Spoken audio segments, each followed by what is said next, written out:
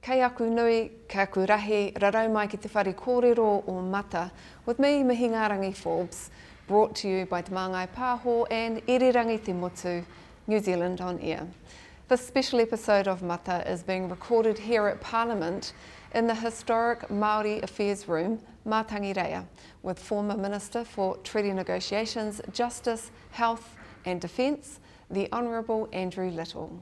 Tēnā koe, thanks for taking the time to talk with us. Well, it's been a year since you've stepped away from politics. Do you miss it? Look, obviously you never really leave it far behind. It's in your blood. But it's nice not to be working at the pace that I was when I was here, and nice to be having a slightly more relaxed sort of approach to life at the moment. When you consider your old portfolios, defence, health, treaty negotiations and justice, if you had a report card for the ministers who are now in those portfolios, how would you rate them? Oh God. Well, I think certainly treaty and certainly justice, there's no question. I think we're going backwards. And in fact, I'd say, if not so much with treaty negotiations, certainly Crown Māori relations is, I would say, is in a really dark spot at the moment. And that's by choice by this government. They've signed up to some things. I mean, the treaty negotiation process is continuing, although I worry now with the evisceration of Te Arawhiti and the redistribution of some of their roles between justice and Te Punu Kōkiri, what that's going to mean. I mean, you know, we struggled to resource all the demand on us for negotiations when we were in government. I think that's going to get worse. And I think the point we're at with a lot of negotiations of the treaty grievances, we're at the really hard end. There's a lot of iwi who have, it's taken a long time for them to get to the point where they can engage with the Crown. We're still got Ngā Puhi, still working out mandates and things. So this is the hard end of it, and it's actually going to require some intense work. And if we start to dissipate the resources for that, it's just going to push things out. Before I jump into the Treaty Principles Bill, what I want to ask you about, I'll just come back to that Arawhiti issue. So Te Arawhiti is being rolled into Te Punu Kōkiri, and you talk about some of the issues there.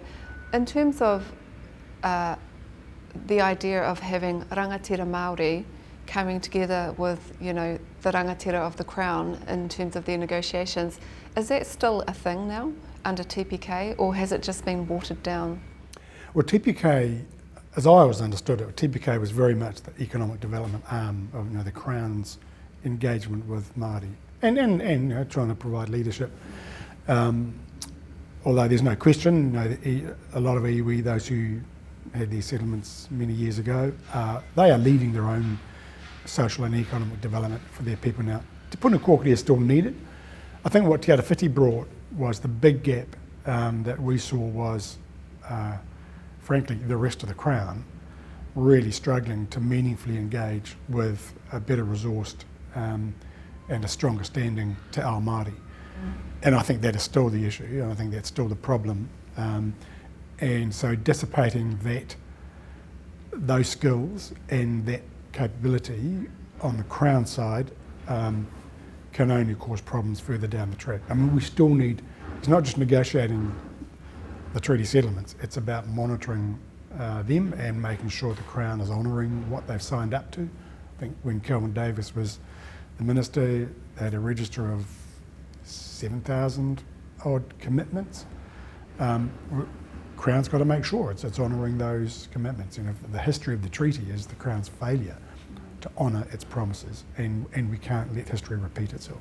One portfolio you weren't in charge of was infrastructure, and at the moment we've got a whole lot of infrastructure happening there that the audience might be able to hear if you're listening on the radio, but it's some buildings next door that are being built for Parliament, right? Yeah. Yeah. Very important piece of infrastructure. What do you make of the Treaty Principles Bill? I think the whole thing, the whole conception, and really the ACT Party's whole idea of the treaty is just is totally misconceived. I think when you look at the language, the way they couch things, this whole idea of everybody has a rangatiratanga, tino rangatiratanga, we're all self-determining.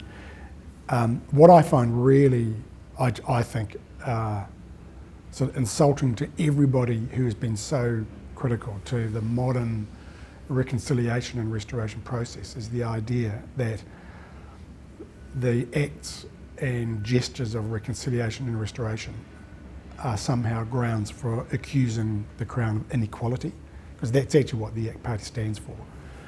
And the irony is, of course, for the ACT Party, which is the party of property rights, is their view about property rights and the loss by Māori of their property rights kind of starts in the 20th century. It doesn't go back to 1840. So I think what they represent is a total misunderstanding of the treaty, what the promise was, what it was actually about.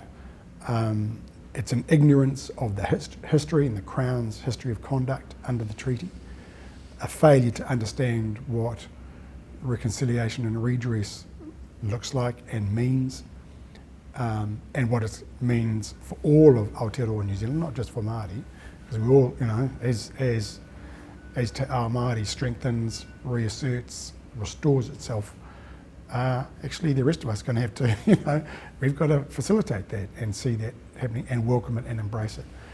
And what the ACT Party represents is the opposite. It's a pushing back, it's a shoving down, it's a continuing of the Crown's conduct starting in about 1850. There's a real uprising happening among Māori and iwi and young and old and all in between. There's another hikoi planned in November. It's only the first year of the coalition. Are you concerned we're reaching a boiling point already? Yeah, I think there is something different about this. Look,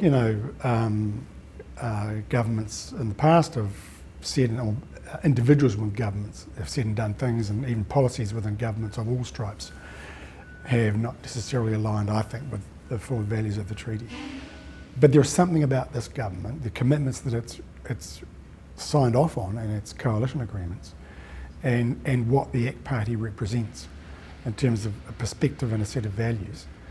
And for a party registering 8 or 9% support, they just seem to have been given an incredible sort of open slate to potentially do extraordinary damage to the Crown-Māori relationship and the relationship of Māori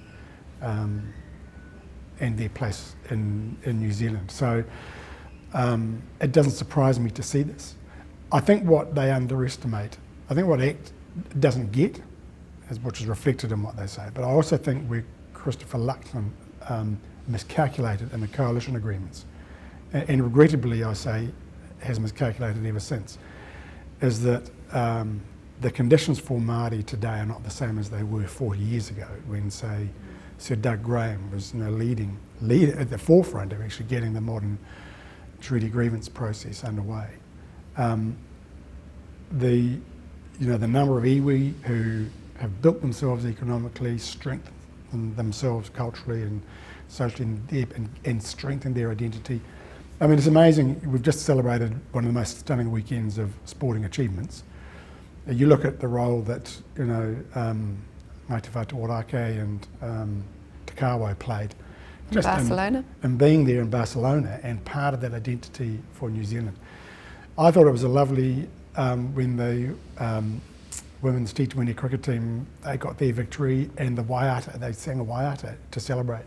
Every time we win around the world, there's a haka waiata, there's a a whakatau, there's all of those things. Your problem in terms of the opposition, if you said you're still a Labour Party card carrier, is that in the polls, the coalition is still, still has the numbers. So what is that about those people who are voting for that rhetoric? Is the issue that we haven't done enough education in this country, that people just don't know?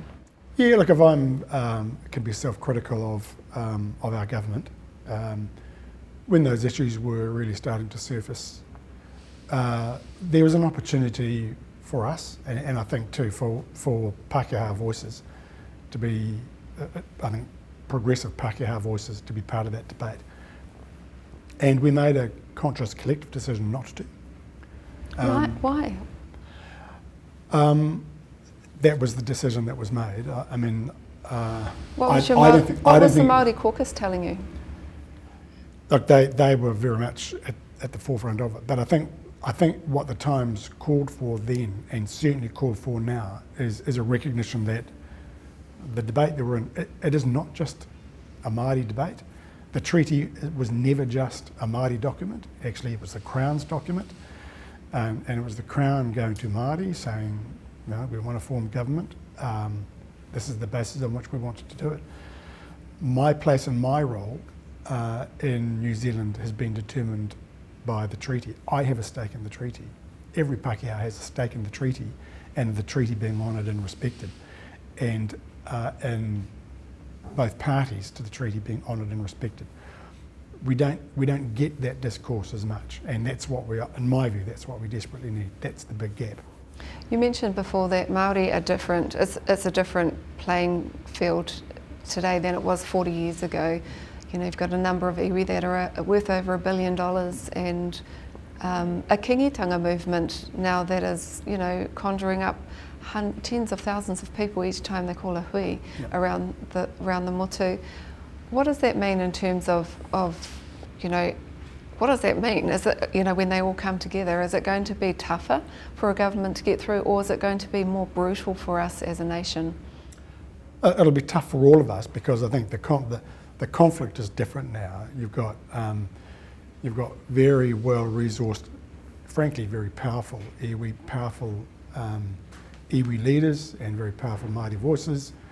We have I think our cultural settings are now where certainly, you know, younger generations are accepting of the wrongs in our history and what the future looks like, and want to be part of it. And so it's going to be hard to drive that out. So there might be in the kind of the greybeards sitting around the cabinet table, there might be a tolerance and acceptance of a type of discourse, but actually that's not the rest of us. And I think you can see where the points of conflict are going to come now, but it won't be conflict the likes of which we saw even back in the 70s, when the treaty debate was really sort of, you know, we finally got the Treaty of Waitangi Act and all the rest of it. The landscape is different now, and Māori have a different place. Many Māori have a different place. There's still many, you know, yet to get their reconciliation with the Crown. But there are more voices who can take on the government now in a way that the government probably hasn't been used to. We have many iwi who have settled now, and National actually settled about 59 of them by 2018, and Labour had only done about 15. But you've put quite a few away under your belt when you were Minister for Treaty Negotiations. But it was kind of the tough end, because they were the difficult ones, the collectives, and of course Ngāpuhi. And I think I interviewed you probably about 9 or 10 years ago when you came into that role. And you were confident that you were going to be able to get up there and settle it. In reflection, what are your thoughts? Yeah, I mean, I learned a lot actually in that process. I learned a lot about Ngāpuhi, and I'm very thankful for that too, very grateful. And I felt obliged to provide continuity with my predecessor and previous governments. They'd all been involved in engaging Ngāpuhi. The previous government had recognised a mandate, and because, you know, we keep treaty issues between political parties as bipartisan or non-partisan as possible, I certainly felt obliged to continue the work with that mandate. Then it became blatantly obvious that that mandate simply was not going to work. It wasn't sufficiently supported. So we withdrew the Crown's recognition of the mandate, and then engaged with Ngāpuhi to say, right, let's work out how you do this, and they've been doing that. And I think that's also respecting Ngāpuhi needs to find its way to engage with the Crown. There are plenty of Ngāpuhi who say, we didn't cede sovereignty, who are you anyway?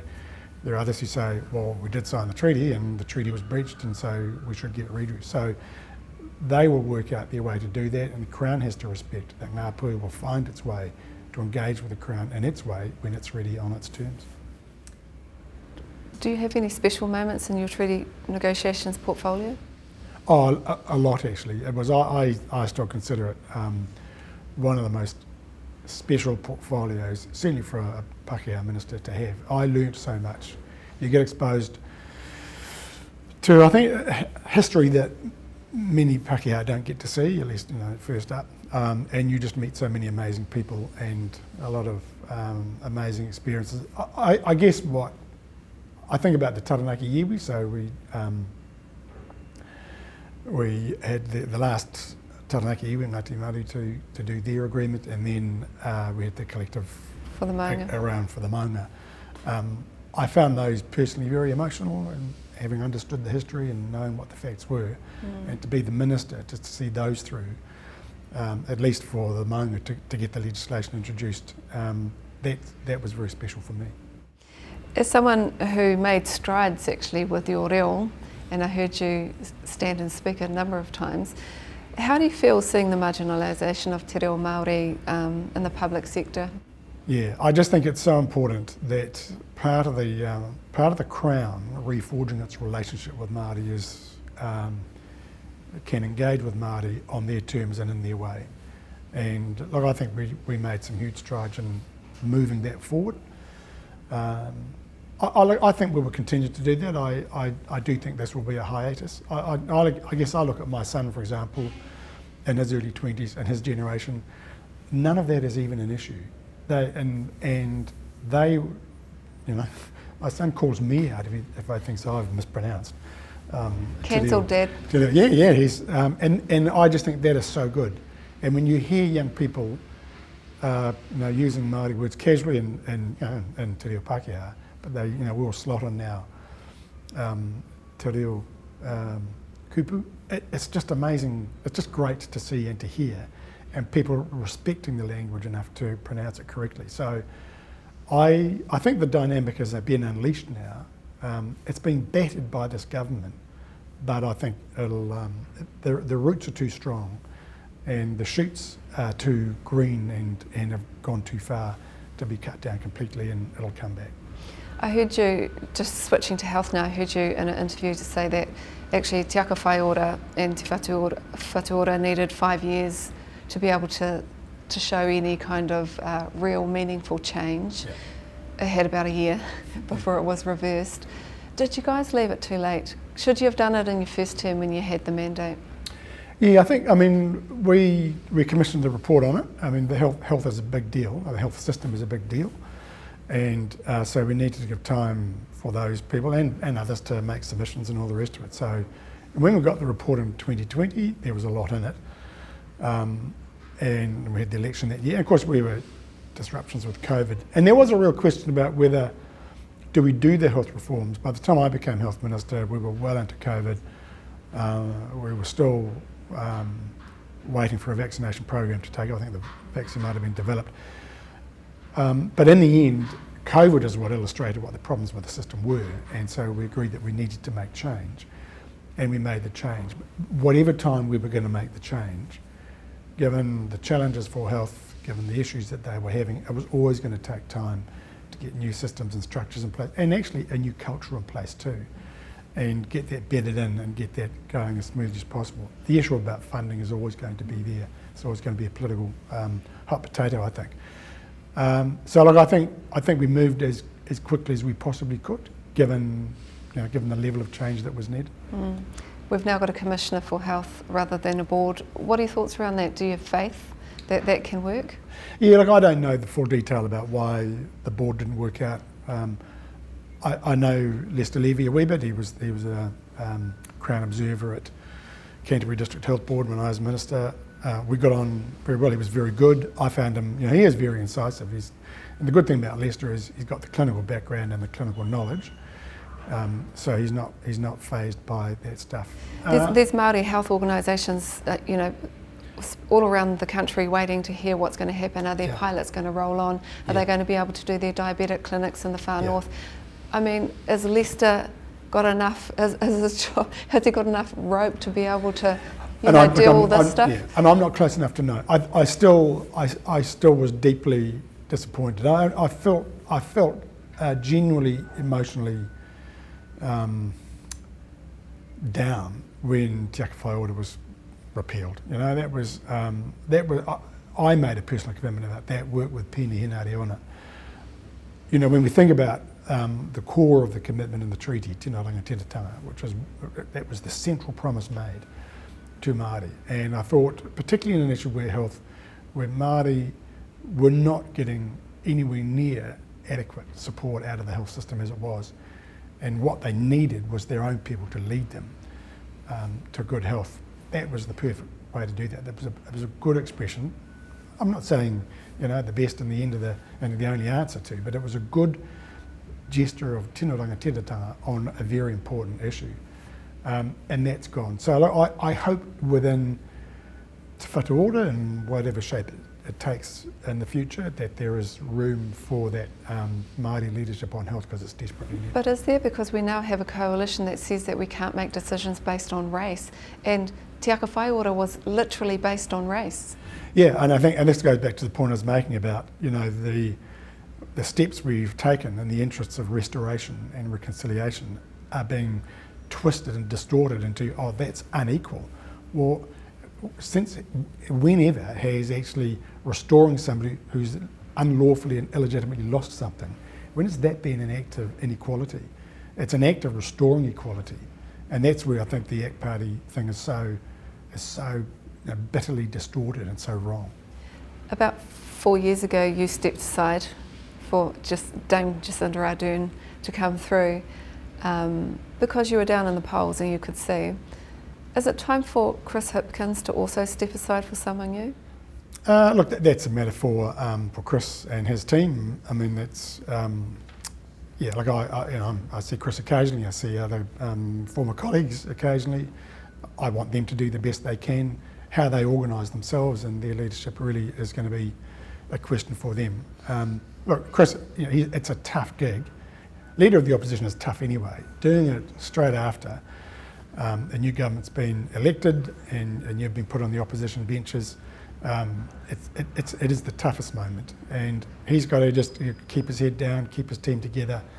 They've got to pick the right issues, because not every issue is going to work for them, and I think he is trying to do that. So look, I think this is a phase we go through in the electoral cycle. The government's in its first year, or just had its first year.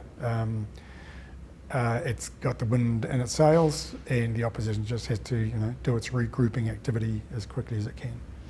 You were the Defence Minister, and currently we have the HMNZS Manawanui currently sitting at the bottom of the sea near Tawhitoala Reef. In terms of the salvage, should we be taking full responsibility and removing it entirely? Yeah, I mean, I think in principle, yes. I mean, let's talk to the Samoan government, see what they want. I doubt whether they want a naval vessel permanently sitting on their reef. So look, it's our ship, and of course we should be removing it and cleaning it up, and working with the Samoan government and the locals as well to make sure we do that. And should we be paying compensation at this stage with people who are unable to fish? This is what villagers are telling the media. They don't have food. Yeah, I think let the Navy and the government deal with that. Obviously, if it's caused that disruption and affecting livelihoods, it's as I say, our ship. We were in control. It's gone down. It's had an adverse effect on those livelihoods. Of course, we've got to take responsibility for that. In a couple of weeks' time, the government will be delivering an apology to those survivors of state abuse. It was your government who actually set up the Royal Commission into Abuse and State Care. What will you be hoping for? Yeah, I think I think the apology is really important, and it has to be genuine. I think it was interesting seeing when the final report came out. I thought Christopher Luxon, he reflected, I think, the seriousness and just how emotional it is and will continue to be for the victims of those who've been abused in state care. So I think the apology is very important. It's got to hit the right tone. In the end, what's most important is the ongoing support, and that is going to require some investment. I had, as Public Service Minister for the last 9 months I was in Parliament, I had the responsibility of working with the survivor groups and starting to shape up the packages that they expected to see. And the survivor community they've got a million different ideas about what that should look like. But the response has to be meaningful if those who are victims are going to live the rest of their lives with at least some sense of peace and restoration. So I think, as well as the apology, let's see what else is on offer. When you were in government, what was the package that was being considered for offering? Well, we hadn't finalised anything, but the message that I got very clearly was that the stuff that was important was the ongoing stuff. What will be not good enough? I think if it's short-term sort of responses, I mean the compensation, of course, compensation has to be considered, and that's got to be meaningful too. But it's access to ongoing counselling, and for those whose lives have been so ripped apart, knowing they can get housing, those who are able to reconcile with their families is given support to do so, overcoming addictions and dependencies that they've been driven into, having the ongoing support for that, having the ongoing healthcare, and seeing out their remaining days with a dignity that was denied them in state care. Thanks for watching. Ka nui te whakaute atu ki te Māngai Pāho me irirangi te motu, nā rawa tēnei hōtaka I taunaki. Noho mai.